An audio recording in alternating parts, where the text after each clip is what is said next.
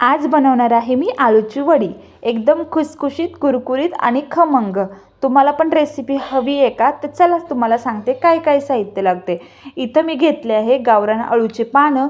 त्याची साईज थोडी छोटी आहे, पण त्याला स्वच्छ असे धुवून एकदम कोरडे करून घ्यायचे। त्यानंतर एक वाटी बेसन पीठ घ्यायचं आहे। आपल्या घरच्या गिरणीतलं बेसन पीठ असेल तर अतिउत्तम। त्यानंतर त्याच्यात हळद ॲड करायची आहे, मिरची आणि लसूणची पेस्ट ॲड करायची आहे। आता तुम्हाला जसं तिखट हवं आहे तसं तुम्ही ॲड करू शकता।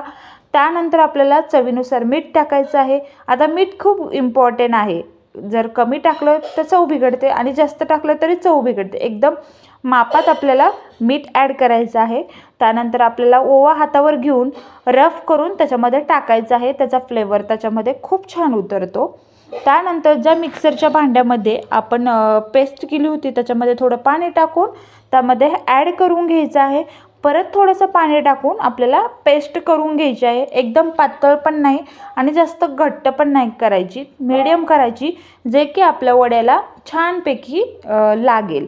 सो बघू शकता तुम्ही मी अशी पेस्ट केलेली आहे। आणि त्यानंतर आळूचे पानं घ्यायचे आहे। सो त्याला आपल्याला हे सगळं व्यवस्थित लावून घ्यायचं आहे। आता तुम्हाला मी पुढे दाखवते कसं लावते, तुम्ही व्हिडिओ कंटिन्यू बघा। सो पहिल्या पानाला मी व्यवस्थित लावून घेणार आहे। त्यानंतर अजून एक त्याच्यावरती पान ॲड करून त्यालाही लावून घेणार आहे। आता पान जरा छोटंसंच असल्यामुळे मी 3 पानाचं यूज केलेलं आहे। तर तुम्ही व्हिडिओ कंटिन्यू बघा, मी कशी पद्धत वापरली आहे त्यानुसार तुम्हालाही करायचं आहे। सो व्हिडिओ शेवटपर्यंत बघा, म्हणजे तुम्हाला समजेल मी कसं काय केलेले आहे।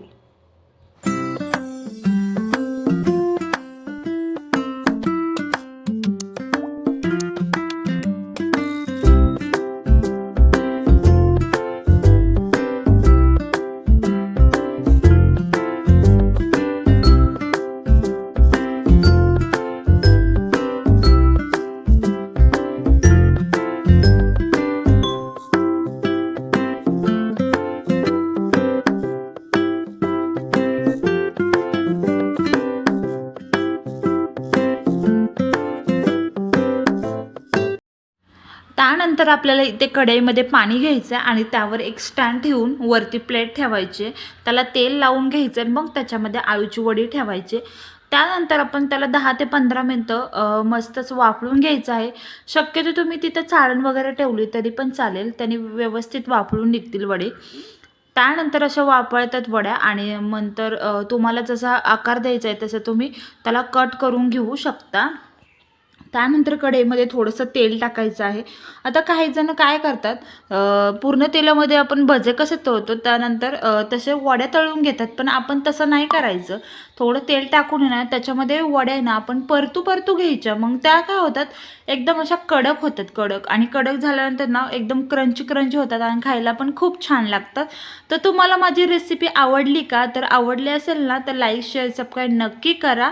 भेटूया आपण नेक्स्ट ब्लॉगमध्ये। असं छान छान व्हिडिओ बघण्यासाठी माझ्या पेजला जाऊन सबस्क्राईब नक्की करा। बाय।